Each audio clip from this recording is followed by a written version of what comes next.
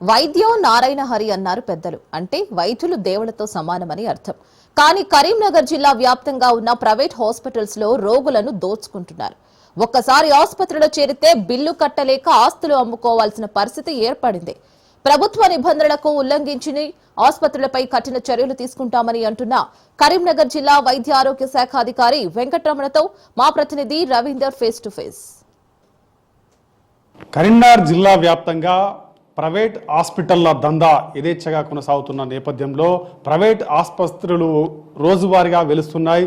చాలా చోట్ల కిక్కిరిసిపోతున్న పరిస్థితులు కనబడుతున్నాయి. అదేవిధంగా కొన్ని చోట్లయితే గల్లీలలో కూడా హాస్పిటల్లో వెలవడంతో అక్కడ ట్రాఫిక్ జామ్, అదేవిధంగా చాలా వరకు పేషెంట్స్ కూడా ఇబ్బంది పడుతున్న పరిస్థితి కనబడుతుంది. అంటే ప్రస్తుతానికి కరీంనగర్ జిల్లా వ్యాప్తంగా ఎన్ని ఆసుపత్రులు ఉన్నాయి, ఎన్ని ఇప్పటివరకు రికగ్నైజ్ అయి ఉన్నాయి, మనం తెలుసుకోవడానికి మనతో పాటు కరీంనగర్ జిల్లాకు సంబంధించిన డిఎంఎండ్హెచ్ఓ మనతో ఉన్నారు. వారిని అడిగి తెలుసుకునే ప్రయత్నం చేద్దాం. చెప్పండి సార్, ఒకవైపు కరీంనగర్ జిల్లా వ్యాప్తంగా ఎన్ని ఆసుపత్రులు, ప్రైవేట్ ఆసుపత్రులు ఉన్నాయి, దాంట్లో ఇప్పటివరకు మీకు ఎన్ని ఉన్నాయి, రికగ్నిషన్ కాని ఎన్ని ఉన్నాయి, ఆ హాస్పిటల్ను డైలీ వారిగా విజిట్ చేస్తున్నారా? ఎట్లా ఉన్నాయి పరిస్థితులు కరీంనగర్ జిల్లా వ్యాప్తంగా?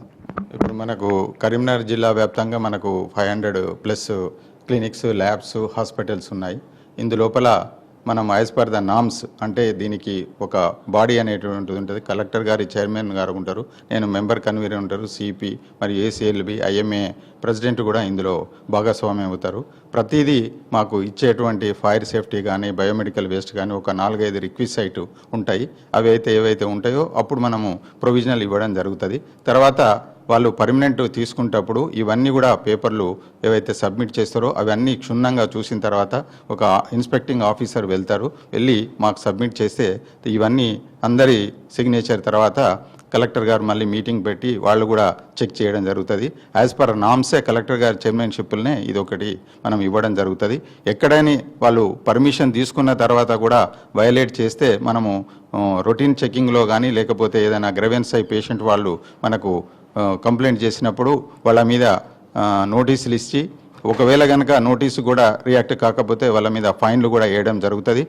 అవసరమైతే సీజ్ కూడా చేయడం జరుగుతుంది. కొన్ని చోట్ల మాత్రం హాస్పిటల్స్ పెడుతున్నారు, అంటే వాళ్ళకు రికగ్నిషన్ ఉందా లేదా, వాళ్ళ డాక్టర్ అనేటి వాళ్ళు విద్య చదవడము, అక్కడ నుంచి వెళ్ళి పొంది వచ్చిన అనంతరం కూడా వాళ్ళకు క్లారిఫికేషన్ లేదు. ఒకవైపు క్లారిటీగా ఏ డాక్టర్ ఉంటలేరని కొన్ని చోట్ల మాత్రం కనబడుతున్న పరిస్థితి కనబడుతుంది. అంటే వాళ్ళకు క్వాలిఫికేషన్ లేకున్నా కానీ వాళ్ళు వచ్చి వైద్యం చేస్తున్నారు అనేది కొన్ని చోట్ల వినబడుతున్నాయి. ఆల్రెడీ ఆల్మోస్ట్ ఒక కరీంనగర్లోనే ఒక 2-3 హాస్పిటల్లో చూసినాం మేము ప్రత్యేకంగా. దీనిపైన మీరు ఎట్లా ఇన్ఫెక్షన్ చేస్తారు, ఏ విధంగా ముందరకు పోతారు వీటిపైన? ఇప్పుడు మాకు ఎవరైతే పర్మిషన్ కోసం అప్లై చేయడమో జరుగుతుందో వాళ్ళు తెలంగాణ మెడికల్ కౌన్సిల్ లోపల వాళ్ళు రిజిస్టర్ చేసుకోవాలి. ఒకవేళ కనుక తప్పుడు ధృవీకరణ పత్రాలు ఇస్తే మేము వాళ్ళ మీద ఈ యొక్క తెలంగాణ మెడికల్ కౌన్సిల్కు కూడా రాసి తీసుకుంటాము. అక్కడ రిజిస్ట్రేషన్ నంబర్ ఉంటుంది. ఏ విధమైనటువంటి మాల్ ప్రాక్టీస్ చేస్తే వాళ్ళు యాజ్ పర్ ద నామ్స్ శిక్ష అనేటువంటిది ఉంటుంది. ఎక్కడైతే వాళ్ళు తప్పుడు డాక్టర్లను కానీ లేదా తప్పుడు స్టాఫ్ను పెట్టుకొని చేస్తే మేము చర్యలకు ఏమాత్రం వెనకాడము. వయలేషన్ డిస్ట్రిక్ట్ రిజిస్ట్రేషన్ అథారిటీకి అగెనిస్ట్గా చేస్తే వాళ్ళ మీద ఫైన్ వేయడం జరుగుతుంది, నోటీస్ సర్వ్ చేయడం జరుగుతుంది. అగెనిస్ట్ పోతే వాళ్ళది చర్య తీసుకొని సీజ్ చేయడం కూడా జరుగుతుంది. అదేవిధంగా ఈ యొక్క పీసీపీఎన్డిటీ యాక్ట్ కూడా రీసెంట్గా కూడా మనం ఒక హాస్పిటల్లో ఒక మొబిలిటీ ఉన్నటువంటి స్కాన్, అంటే సీనియర్ మోస్ట్ డాక్టర్ అయినా కానీ మనము సీజ్ చేయడం జరిగింది కలెక్టర్ పర్మిషన్ తోటి. సో మనం ఈ విధంగా ముందుకు పోతున్నాము. అదేవిధంగా నోటీసులు కూడా సర్వ్ చేస్తున్నాము. ఎక్కడ కూడా మనము ఈ యొక్క చర్యలు తీసుకున్నట్లో వెనకాడేది లేదు. ఎందుకంటే ఈ కొత్త ప్రభుత్వం వచ్చిన తర్వాత ఇంతకుముందుతో పోలిస్తే ఈ టీఏ యాక్ట్ అనేది చాలా చట్టబద్ధత కలిగినటువంటి యాక్ట్ కాబట్టి దాన్ని ఇంప్లిమెంట్ చేయడం అనేది చాలా స్ట్రిక్ట్గా ఉంది. అదేవిధంగా మేమందరం కూడా సమాయత్తమై ఈ యొక్క ఫీల్డ్ లెవెల్లో ఎవరు కూడా వితౌట్ డిఆర్ఏ పర్మిషన్ కానీ రెన్యువల్స్ కానీ లేకుండా చేస్తే యాక్షన్ తీసుకోవడానికి ఏమాత్రం వెనకాడమని ఈ మీడియా ముఖంగా చెప్పడం జరుగుతుంది. ఈ పరిస్థితి కరీంనగర్ జిల్లా వ్యాప్తంగా చూసుకున్నట్టయితే దాదాపు 500 హాస్పిటళ్ల పైన ఉన్నాయి. దాంట్లో ల్యాబులు కావచ్చు, టోటల్ అందులో ఇన్వాల్వ్ అయి ఉన్నాయి. అయితే ఎక్కడైతే పర్మిషన్ లేకుండా, అదేవిధంగా సందులలో కావచ్చు, గల్లులలో కావచ్చు, వాళ్ళకు ఎటువంటి పర్మిషన్ లేకుండా, అదేవిధంగా క్వాలిఫైడ్ డాక్టర్స్ లేనట్టయితే కంపల్సరీ మాకు ఒక 12 టీమ్ దాని మీద ప్రత్యేకంగా కేటాయించడం జరిగింది. దాని ప్రకారంగా ముందరికి పోతాం. మీ దృష్టికి వచ్చినా కానీ మాకు చెప్పండి, వాటిని కూడా సీజ్ చేసే విధంగా ముందరికి పోతాం. అదేవిధంగా కంపల్సరీ రూల్స్ అండ్ రెగ్యులేషన్స్ ఎవరికి లేకపోతే వాళ్ళను సీజ్ చేస్తాం. కఠినమైన చర్యలు ఉంటాయని ఒకవైపు కరీంనగర్ డిఎంఎండ్హెచ్ఓ మనతో చెప్తున్న పరిస్థితి. కెమెరా పర్సన్ సంజీవ్తో కలిసి రవీందర్, రాజ్ న్యూస్ కరీంనగర్ జిల్లా నుంచి.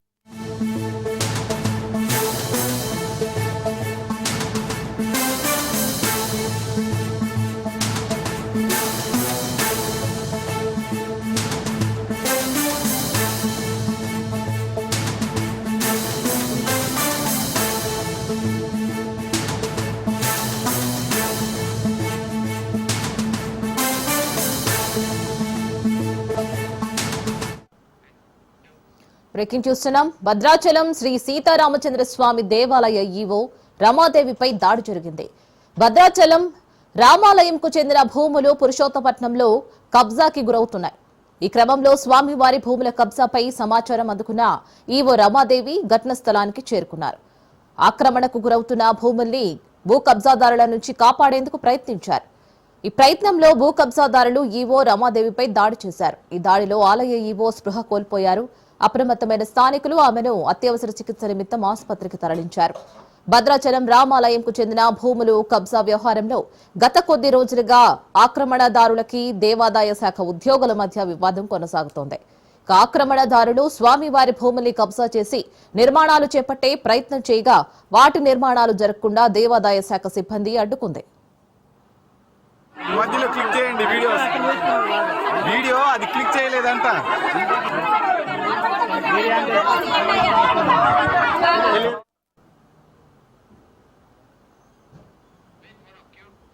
దీని గురించి పూర్తి డీటెయిల్స్ మా ప్రతినిధి నవీన్ అందిస్తారు. నవీన్.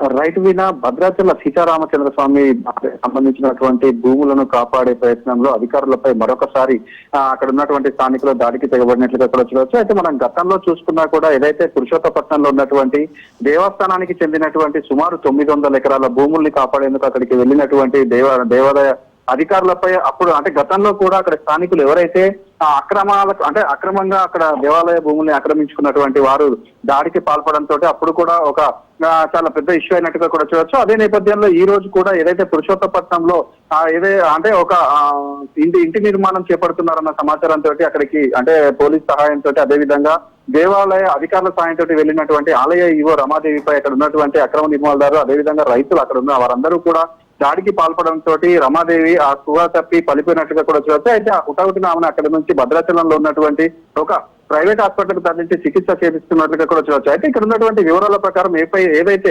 ఏపీలోని అల్లూరి సీతారామరాజు జిల్లా ఎటపాక మండలం పురుషోత్తపట్నంలో 917 ఎకరాల భూమిని అయితే 1978లో సోమరాజు పురుషోత్తమరాజు అనే వ్యక్తి దేవాలయానికి సంబంధించి రిజిస్టర్డ్ డీడ్ ద్వారా తీసినట్లుగా కూడా చూడవచ్చు. దీనికి సంబంధించి తర్వాత జరిగినటువంటి కొన్ని పరిణామాల నేపథ్యంలో రాష్ట్ర విభజన సమయంలో భద్రాద్రి దేవస్థానానికి అంటే తెలంగాణకి భద్రాద్రికి కేవలం 2 కిలోమీటర్లలో ఉన్నటువంటి దేవాలయ భూములన్నింటినీ కూడా ఇటు ఆంధ్రప్రదేశ్ లో కలపడం కూడా మనం చూసుకోవచ్చు. అయితే ఈ నేపథ్యంలో అక్కడ ఉన్నటువంటి భూములన్నింటినీ కూడా అక్కడ ఆక్రమణదారులు అయితే ఒకటిగా కూడా ఆక్రమించుకోవడం చూడొచ్చు. అయితే దీనికి సంబంధించి దేవస్థాయ అధికారులందరూ కూడా అక్కడ ఉన్నటువంటి ఎటపాక పిఎస్ లో కంప్లైంట్ ఇచ్చినా కూడా అక్కడ ఎవరు కూడా పట్టించుకోలేదంటూ కొంతమంది అక్కడ చెప్తున్న పరిస్థితి కూడా ఉంది.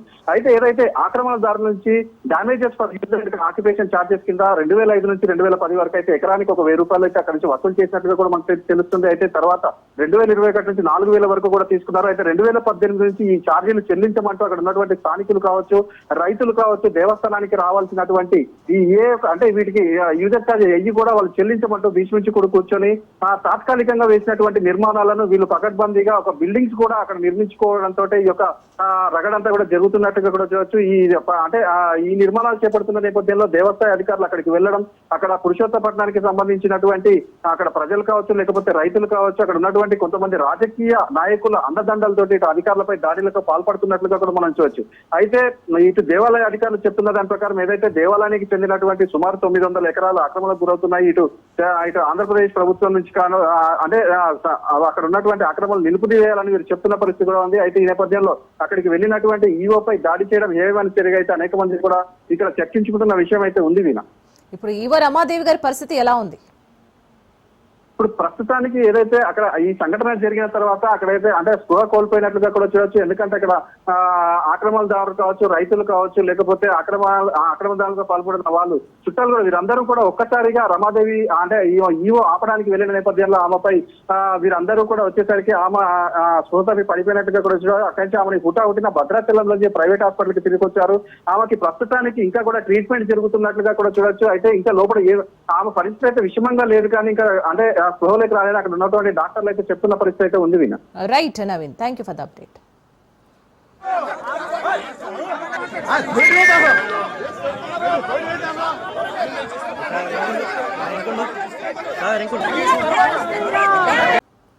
మాజీ సీఎం జగన్ చిత్తూరు జిల్లా పర్యటనపై బీజేపీ నేత భానుప్రకాష్ రెడ్డి ఫైర్ అయ్యారు. జనాల్ని చంపేందుకే జగన్ పర్యటన చేస్తున్నారని భానుప్రకాష్ రెడ్డి విమర్శించారు. 500 మందికి అనుమతి ఇస్తున్నామని ఎస్పీ ప్రకటించినా 10,000 మందికి అనుమతి కావాలని కోరడం ఏంటని కూడా ప్రశ్నించారు. మామిడి రైతులను ఆదుకునేందుకు కూటమి ప్రభుత్వం చర్యలు చేపట్టిందని అన్నారు. మామిడి రైతుల పేరుతో వైసీపీ అనవసర రాద్ధాంతం చేస్తుందని కూడా అంటున్న బీజేపీ నేత భానుప్రకాష్ రెడ్డితో మా తిరుపతి ప్రతినిధి కిరణ్ ఫేస్ టు ఫేస్. రాష్ట్ర వ్యాప్తంగా ఇప్పటికే ఈ మ్యాంగో వార్ జరుగుతుంది. ఎందుకంటే ఉమ్మడి చిత్తూరు జిల్లా వ్యాప్తంగా అధిక సంఖ్యలో ఈ మామిడి రైతులు మామిడి పంట పండిస్తుంటారు. అయితే వాళ్ళకి అది గిట్టుబాటు ధర లేదంటూ కూడా ఇప్పటికే ఇటు వామపక్షాలు కావచ్చు, ప్రతిపక్షాలు కావచ్చు పూర్తి స్థాయిలో దీన్ని మండిపడుతున్నారు. అయితే ప్రభుత్వం ఖచ్చితంగా రైతులను ఆదుకునేందుకు సబ్సిడీ ఇస్తూ కూడా 12 రూపాయలు కేజీ అనే దానికి ప్రకటించింది. అయితే రేపు జగన్మోహన్ రెడ్డి చిత్తూరు జిల్లా పర్యటనలో భాగంగా కూటమి ప్రభుత్వం కూడా దీన్ని అడ్డుకునే పరిస్థితి కనిపిస్తా ఉంది. దాన్ని వాళ్ళు తీవ్ర స్థాయిలో విమర్శించే పరిస్థితి కనిపిస్తా ఉంది. ఇదే అంశంపై మనతో మాట్లాడడానికి టీటీడీ బోర్డు సభ్యులు భానుప్రకాష్ గారు ఉన్నారు. సార్ని అడిగి మరిన్ని విషయాలు తెలుసుకునే ప్రయత్నం చేద్దాం. అలా చెప్పడం ఇప్పటికీ జగన్మోహన్ రెడ్డి రైతుల్ని పరామర్శించేందుకు గాను వస్తున్నాడు. అయితే గతంలో వాళ్ళ ప్రభుత్వం కూడా అధికారంలో ఉంది. అప్పుడు ఓదార్పు అవి ఇవి అని చెప్పేసి అన్నారు. కానీ ఇప్పుడు వచ్చి ఈ విధంగా రైతులను పరామర్శించేదాన్ని ఏ విధంగా చూడాలంటే ఈరోజు జగన్మోహన్ రెడ్డి గారు వచ్చి రేపు పరిశీలిస్తామని చెప్తున్నాడు. ఈరోజు అధికార పార్టీ మీద ప్రతీకారంతో పగ తీర్చుకునే దానికి వస్తున్నాడు అని చెప్పి ఆంధ్రప్రదేశ్ రాష్ట్ర ప్రజలు భావిస్తున్నారు.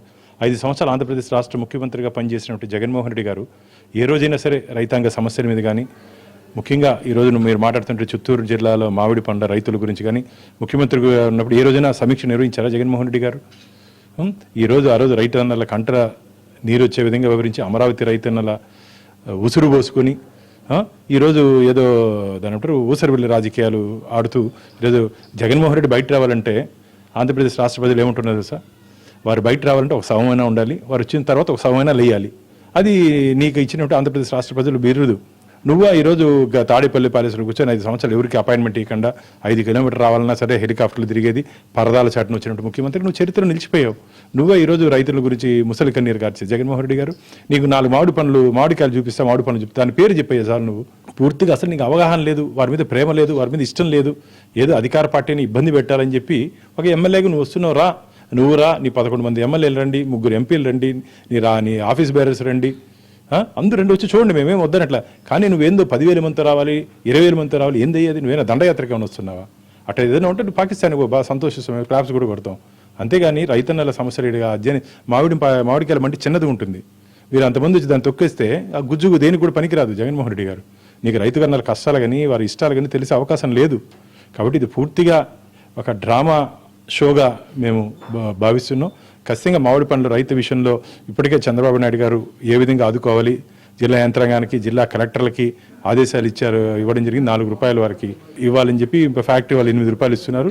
ఖచ్చితంగా వారి ఆ డబ్బు వారికి చేరే దిశగా ఏ విధంగా రాష్ట్ర ప్రభుత్వం ప్రయత్నం చేయాలో ఆ విధంగా మామిడి రైతులు ఇబ్బంది పడకుండా చూసే ప్రయత్నం మేము చేస్తాం. అంటే కూటమి ప్రభుత్వం అధికారంలో ఉన్న సబ్సిడీ కూడా రైతులకు సంబంధించి ఏదైతే సబ్సిడీ ఇస్తానన్నారో ఇవన్నీ ఇస్తున్నప్పటికీ కానీ మీరు ఆ ప్రచారం అంటే రైతుల వరకు వెళ్ళలేదనేసి మరి ఈ విధంగా అనుకోవచ్చు. లేకపోతే మీరు కరెక్ట్ సబ్సిడీ ఇస్తున్నారు, అదేవిధంగా 12 రూపాయలకి కిలో అమ్మాలని చెప్పేసి పల్పి ఫ్యాక్టరీలకు చెప్తున్నారు. ఏదో సరైన సమాచారం ప్రజల్లోకి వెళ్ళలేదా, లేకపోతే రైతులకు వెళ్ళలేదా? మరి ఏ విధంగా ఇక్కడ మిస్ అయింది అనుకోవచ్చు మీ సమాచారం? రైతన్నలు ప్రజలు సంతోషంగా ఉన్నారు. జగన్మోహన్ రెడ్డి వాళ్ళ బ్యాచ్ మాత్రం సంతోషంగా లేరు. ఎందుకంటే ఆంధ్రప్రదేశ్ని వికసిత ఆంధ్రప్రదేశ్గా ముందుకు తీసుకుపోవాలని చెప్పి మేము సంకల్పించాం. ఆయనకి ఇష్టం లేదు, ఆయనే చేయలేదు, చేసే వాళ్ళు కూడా చేయనీయకుండా అడ్డుపడుతున్నాడు. కానీ ఆ శక్తి 11 స్థానాలకే పరిమితం చేశారు. కాబట్టి ఆయన చేసినట్టు విధ్వంసాన్ని గాడి మీద పెట్టడానికి మాకు ఏడాది పట్టింది. రాబో రోజుల్లో ఖచ్చితంగా ఆంధ్రప్రదేశ్ రాష్ట్ర ప్రజలు ఆనందంగా ఏ విధంగా ఉండాలో ఆ విధంగా ఉంటే మంచి నిర్ణయాలు తీసుకొని ప్రజలతో మమేకమై ముందుకు పోయే ఎన్డీఏ కూటమి మాది. ఇది మొత్తం మీద చూసుకుంటే రేపు జగన్మోహన్ రెడ్డి చిత్తూరు జిల్లా పర్యటన నిమిత్తంలో అది పూర్తిగా అది రైతులను ఏవైతే తప్పుదోవ పెట్టించేదానికే ఈ విధంగా పర్యటన జరుగుతుంది. అయితే రాష్ట్రంలో ఎన్నో సమస్యలు ఉంటాయి. ఈ మామిడి రైతులు మేము కూటమి ప్రభుత్వం స్పందించి కలెక్టర్లంతా స్పందించి వాళ్ళకి సరైన రేట్లు కూడా అందిస్తున్నాము, దాన్ని రాజకీయం చేయడానికే ఇక్కడికి జగన్మోహన్ రెడ్డి ఈ పర్యటన అనేసి కూడా టీటీడీ బోర్డు సభ్యులు భావన్ ప్రకాష్ రెడ్డి చెప్పే పరిస్థితి అయితే కనిపిస్తుంది. Camera person Ramanath Kiran, Raj news, Tirupati.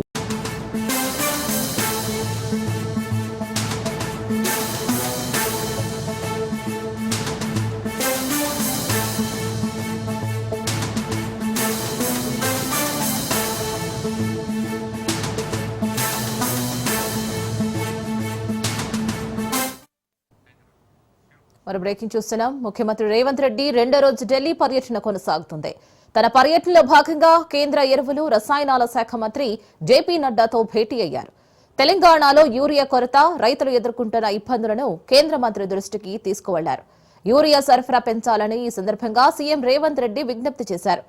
కాగా రాష్ట్రానికి సరిపడే యూరియాను కేటాయించాలని ఇటీవలే రాష్ట్ర వ్యవసాయ శాఖ మంత్రి తుమ్మల నాగేశ్వరరావు జేపీ నడ్డాకు లేఖ రాశారు. అరాకొర సరఫరా కారణంగా రాష్ట్రంలో దాదాపు 1.94 లక్షల మెట్రిక్ టన్నుల యూరియా కొరత ఏర్పడిందని, అందువల్ల యూరియా లోటును భర్తీ చేయడానికి అదనపు కోటాను కూడా కేటాయించాలని కోరారు.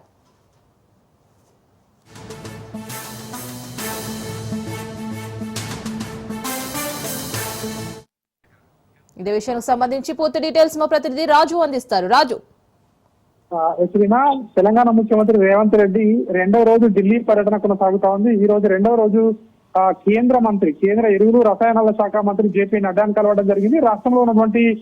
రాష్ట్రంలో రైతాంగం ఎదుర్కొన్నటువంటి యూరియా సమస్యలపై ప్రధానంగా జేపీ నడ్డాతో భేటీ కావడం జరిగింది. రాష్ట్రానికి అదనంగా యూరియా నిల్వలు కేటాయించాలని చెప్పి కోరడం జరిగింది. ఇప్పటికే ఏదైతే కేంద్ర ప్రభుత్వాన్ని కోరినా కూడా సరిపడిన నిల్వలు కేటాయించకపోవడంతో మరిన్ని యూరియా అవసరం ఉంటుంది, తెలంగాణకు కేటాయించాలని చెప్పేసి కూడా ముఖ్యమంత్రి రేవంత్ రెడ్డి యొక్క భేటీలో పేర్కొనడం జరిగింది. మనం చూసాము నిన్న ముఖ్యమంత్రి రేవంత్ రెడ్డి క్రీడా శాఖ మంత్రిని కూడా కలవడం జరిగింది. ప్రధానంగా తెలంగాణకు క్రీడాభివృద్ధి కోసం 100 కోట్లు కేటాయించాలని చెప్పి కూడా నిన్న ఆయన మాట్లాడడం జరిగింది. ఒలింపిక్స్ లో 2 గేమ్స్ తెలంగాణలో నిర్వహించాలని చెప్పి కూడా కోరడం జరిగింది. తెలంగాణలో ప్రధానంగా క్రీడాకారులకు ప్రయాణ ఛార్జీలో రాయితీ కోసం కూడా కేంద్ర మంత్రితో కలిసి విజ్ఞప్తి చేయడం జరిగింది.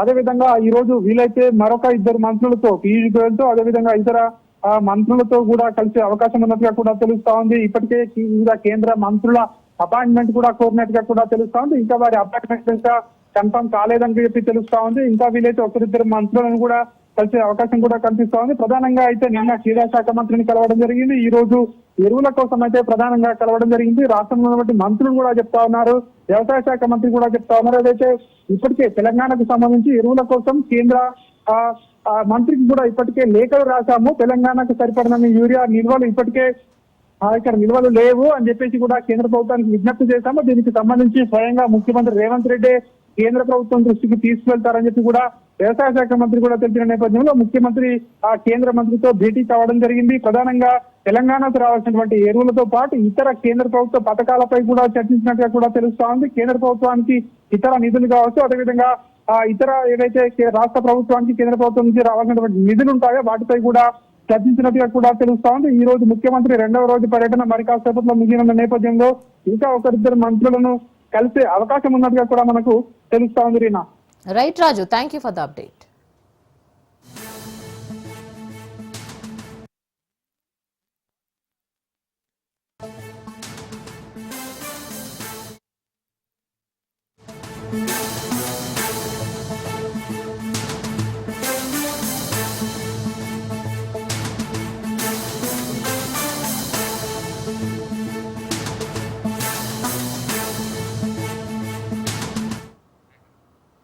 మరో బ్రేకింగ్ చూస్తున్నాం. వరంగల్ జిల్లా కాళోజీ హెల్త్ యూనివర్సిటీలో వైస్ ఛాన్సలర్ ఇష్టారాజ్యంగా వ్యవహరిస్తున్నారు. తన సొంత అవసరాల కోసం అవుట్ సోర్సింగ్ సిబ్బందిని ఇబ్బందులకు గురి చేస్తున్నారు. హైదరాబాద్ లో తన ఇంట్లో పనిచేయాలని 5గురిపై అధికారి ఒత్తిడి చేశారు. దీంతో బాధితులు యూనివర్సిటీ ముందు బైఠాయించి నిరసన తెలిపారు. యూనివర్సిటీ ప్రారంభించినప్పటి నుంచి పనిచేస్తున్నామని, ఇప్పుడు హైదరాబాద్ వెళ్లమంటే ఎలా వెళతామని మండిపడ్డారు. హైదరాబాద్ రాకపోతే ఉద్యోగం నుంచి తీసేస్తానని బెదిరింపులకు పాల్పడుతున్నట్లు తెలిపారు. వచ్చిండు మిమ్మల్ని చూసి వెనక మరిటే ఇవ్వాలి. ఒక అతను అన్ఫిటెడ్, నలుగురం మాత్రం మంచిగానే ఉన్నామండి. సెక్యూరిటీలో ముగ్గురు, శానిటేషన్ లో ఇద్దరం, మా ఇద్దరం శానిటేషన్. సెక్యూరిటీ వాళ్ళు భయపడతారు చేసుకుంటాం, ఇది కంపల్సరీ. ఏదైనా చేసుకుంటాం, ఇది కంపల్సరీ చేసుకుంటాం. కంపల్సరీ అంటే కంపల్సరీ మేము ఏదైనా చేసుకుంటాం. మేము ఇన్ని రోజులు ఇక్కడ యూనివర్సిటీ ఓపెన్ అయిన కన్సిల్ ఇక్కడ మేము డ్యూటీ చేస్తున్నాము. ఓపెన్ అయిన ఇంతవరకు మాకు ఏ ప్రాబ్లం లేదు, ఇబ్బందులు అంతకంటే లేవు. ఇప్పుడు కొత్త వీసీ గారు వచ్చిన కన్సిల్లో ఒక 5 వర్కర్స్ని పక్కన పెట్టారు. ఎందుకు పెట్టారని అడిగితే 5 వర్కర్స్ మాకు ఎక్కువ ఉన్నారు కనుక పక్కన పెట్టామని వాళ్ళు చెప్పారు. మరి మేము ఏం చేయాలంటే అక్కడ వాళ్ళ ఇంటి దగ్గరికి 5 వర్కర్స్ని రమ్మంటున్నారు. మేము రామండి, మా డ్యూటీలు మాకు ఇక్కడే కావాలని మేము అంటున్నాం. లేకుండా మీరు పక్క జరిగిన 5 వర్కర్స్ని అక్కడ పెట్టుకుంటా అని అంటున్నారు. ఆఫీసులో అడుగుదామంటే ఎవరు సరిగ్గా పెద్దసార్లు ఎవరు లేరు కనుక మేము ఎవరిని అడగలేకపోతున్నాం. మా తోటి వర్కర్లు ఏమంటారంటే వాళ్ళ కోసం మీరు మాట్లాడితే మీరు వెళ్ళిపోతారని అంటారు కనుక మా తోటి వర్గాలు కూడా మాకు సపోర్టింగ్ లేదు. అయినప్పటికీ తిరిగి ఆస్ట్ వచ్చేసి నిన్న మాత్రము మా వర్కర్స్తో మాట్లాడితే మా వర్కర్స్ 4 గంటలకు డ్యూటీ దిగి 6 గంటలకు మాకు వీసీ గారితో మాట్లాడడానికి అవకాశం ఇప్పిస్తే వెళ్ళి మాట్లాడినకు అదే దారుణం ఉన్నాయి. సార్ దగ్గర నుంచి మాకు అదే దారుణం ఏమందంటే వస్తే 5 రమ్మనండి లేదా పక్కకు జరగబడండి. ఇంత అర్ధాంతరంగా ఎక్కడికి వెళ్తాము? మా పరిస్థితి ఏంటి? మాకు పరిష్కారం కావాలండి.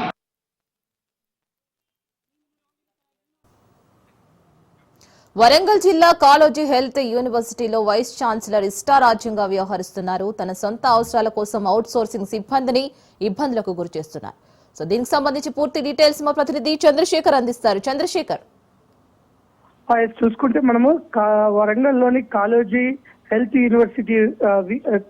యూనివర్సిటీ వీసీ యొక్క అరాచకాలు చాలా పరిగతం అవుతున్నాయి. ఇష్టారాజ్యంగా తన వ్యవహార శైలి ఉండటం, తన కింద పనిచేస్తున్న సిబ్బందిని కూడా చాలా హరాస్మెంట్ పెడుతున్నట్లు అయితే ఒక్కొక్కటిగా వీసీ యొక్క అక్రమాలు బయటపడుతున్నాయి. అంతేకాదు ఎవరైతే కాలేజీ యూనివర్సిటీలో పనిచేస్తున్న సిబ్బందిని హైదరాబాద్ లో ఉన్న తన సొంత ఇంటిలో పనిచేయడానికి ఒక 5 అక్కడికి వెళ్లాల్సిందిగా తను హుకుం జారీ చేయడంతో మేము కాలేజీ యూనివర్సిటీ స్థాపించిన కాడ నుంచి మేము ఇక్కడ పనిచేస్తున్నాము, ఇక్కడ నుంచి మేము అక్కడికి వెళ్ళము, మేము ఇదే యూనివర్సిటీలో పనిచేస్తాము అని చెప్పినప్పటికీ తను వినకుండా మీరు వెళ్ళకపోతే మీ ఉద్యోగాలు పీకేస్తా, మీరు నా మాట వినకపోతే మీ జీవితాలు రోడ్డు మీద పడేటట్టు చేస్తా, మీరు వెళ్లాల్సిందని చెప్పడంతో వారంతా కూడా బాధితులు ఎవరైతే ఉన్నారో వారు యూనివర్సిటీ వీసీ వైస్ ఛాన్సలర్ యొక్క అక్రమాలపైన, దౌర్జన్యాలపైన ఈరోజు కాలేజీ ముందు కూర్చొని వారు నిరసన వ్యక్తం చేయడం జరిగింది.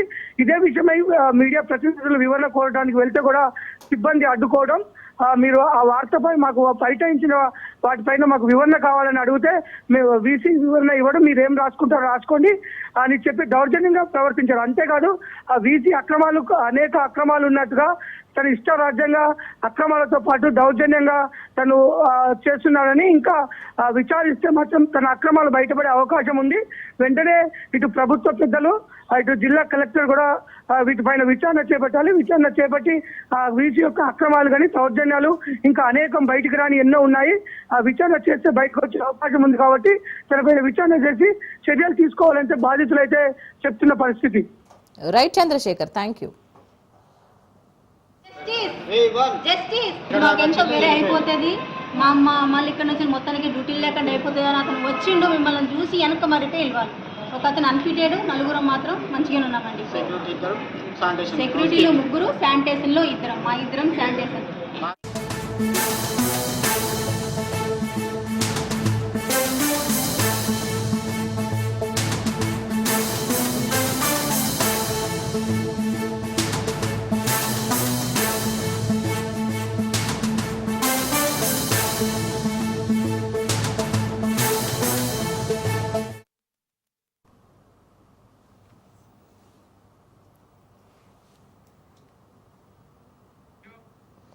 మరో బ్రేకింగ్ చూస్తున్నాం. రాజన్న సిరిసిల్ల జిల్లాలో భారీ మోసం వెలుగులోకి వచ్చింది. ఇందిరమ్మ ఇల్లు ఇప్పిస్తానని 3 లక్షలు అప్పుగా తీసుకుని ఆ తర్వాత మొఖం చాటేశాడు. సుద్దాల గ్రామానికి చెందిన మాసం ఆనందం, అలాగే మాసం సల్మాన్ కూలి పని చేస్తూ జీవనం కొనసాగిస్తున్నారు. వీరికి ఇందిరమ్మ ఇల్లు ఇప్పిస్తానని Konaraopeta market committee chairman Congress నాయకుడు కచ్చకాయల ఎల్లయ్య, అతని కొడుకు హరీష్ 6 నెలల క్రితం 3 లక్షలు అప్పు తీసుకున్నారు. ఇందిరమ్మ ఇల్లు వస్తుందన్న ఆశతో 75,000 నగదు, 1 లక్ష చొప్పున ఫోన్ పే చేశారు. గ్రామంలో వారికి 2 నెలల క్రితం ఇందిరమ్మ ఇల్లు మంజూరైంది. అయితే ఇల్లు కట్టుకోవడానికి డబ్బులు ఇవ్వమని ఎల్లయ్యను అడిగితే మాట మార్చేశారు. అంతేకాకుండా వారి ఇంటి అనుమతి కోసం డబ్బులు అయిపోయాయని ముఖం చాటేశారు. మళ్లీ డబ్బులు అడిగితే మంజూరైన ఇల్లు క్యాన్సిల్ చేయిస్తామని బెదిరించారు. దీంతో మోసపోయామని గ్రహించి ప్రజావాణిలో ఫిర్యాదు చేశారు. తమకు న్యాయం చేయాలని వేములవాడ ఎమ్మెల్యేని వేడుకున్నారు. ఇక విషయం బయటకు పొక్కడంతో మాట్లాడుకుందామని మధ్యవర్తుల ద్వారా ₹1,00,000 ఇస్తానని అన్నారు. బాధితులు మాత్రం తమకు మొత్తం 3 లక్షలు చెల్లించమంటున్నారు.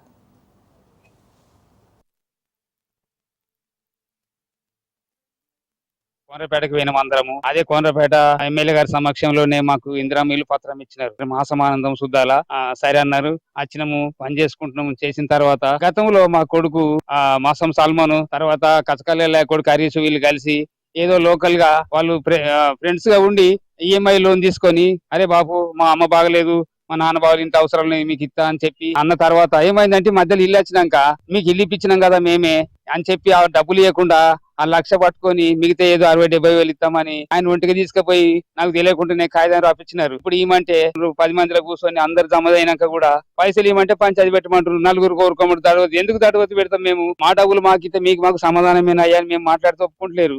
ఏం చేసుకోండి అని ఇష్టంగా మాట్లాడుతున్నారు. కాబట్టి మాకు ఏదద్దు, ఎలా విషయంలో మా విషయంలో ఎలాంటి బాధ లేదు. మా డబ్బులు మాకు ఇవ్వాలి. పర్సనల్ తీసుకున్నటువంటి ఈఎంఐ లోన్ కూడా మా కొడుకు నెలకు 500 ఫైన్ కడుతున్నాడు. ఇవన్నీ బాధలు పెట్టుకొని మేము మా ఇల్లు మీద కవర్ కప్పుకున్నాం, బాధపడుతున్నాం. ఇల్లు పైసలు లెక్క ఇల్లు పని అయిపోయింది. మేము నానా బాధలు పడుతుంటే మమ్మల్ని పంచాయతీ పెట్టి మా కాలాట ఎలాంటి విరోధం లేదు, ఏం లేదు. ఇది డబ్బులు అడిగే వరకల్లా మేము అది ఇది అని చెప్పి ₹1,00,000 ఇయ్యనన్న ఉద్దేశంతో మాకు ఇవన్నీ పంచాయతీ పెడతారు. కాబట్టి అవన్నీ వద్దు, దయచేసి మా డబ్బులు మాకు 1,00,000 ఇవ్వగలరని. నా పేరు మాసం సాల్మన్, తండ్రి ఆనందం, అమ్మ బెస్తేబా. మాకు ఇటీవల ఇందిరా మిల్లు శాంక్షన్ అయింది.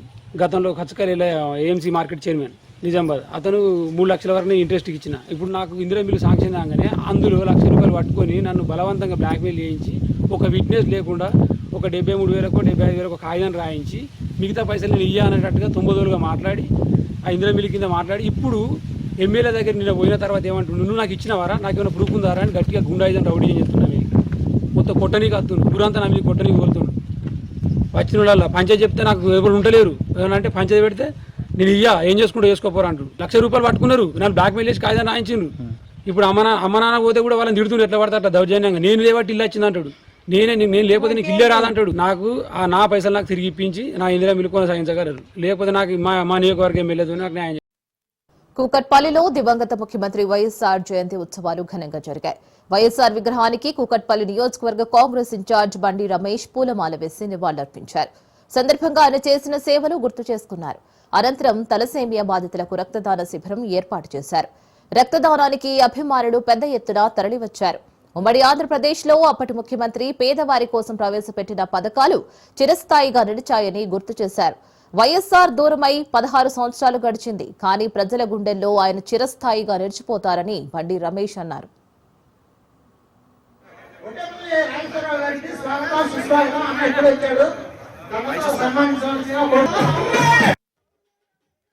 ఉమ్మడి ఆంధ్రప్రదేశ్ ప్రియతమ ముఖ్యమంత్రి డాక్టర్ వైఎస్ రాజశేఖర రెడ్డి గారి 76వ జయంతి పురస్కరించుకొని ఈ రోజు హైదరాబాద్ కుకుట్పల్లి హౌసింగ్ బోర్డు కాలనీలో టెంపుల్ బస్ స్టాండ్ లో వైఎస్ఆర్ విగ్రహం దగ్గర భారీ జనసందోహం మధ్య 76వ జయంతి వేడుకలు ఘనంగా నిర్వహించారు కుకుట్పల్లి వైఎస్ఆర్ అభిమానులు.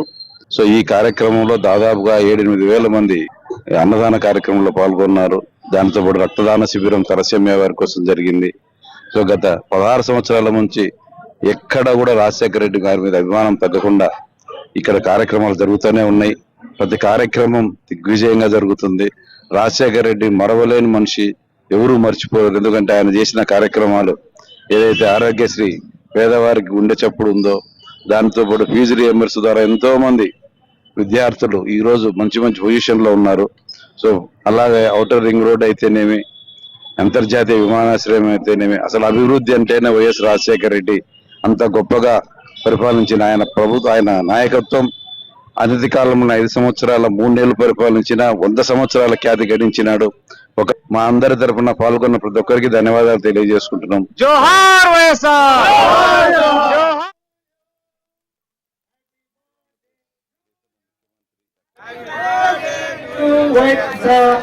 Happy birthday to you. మాట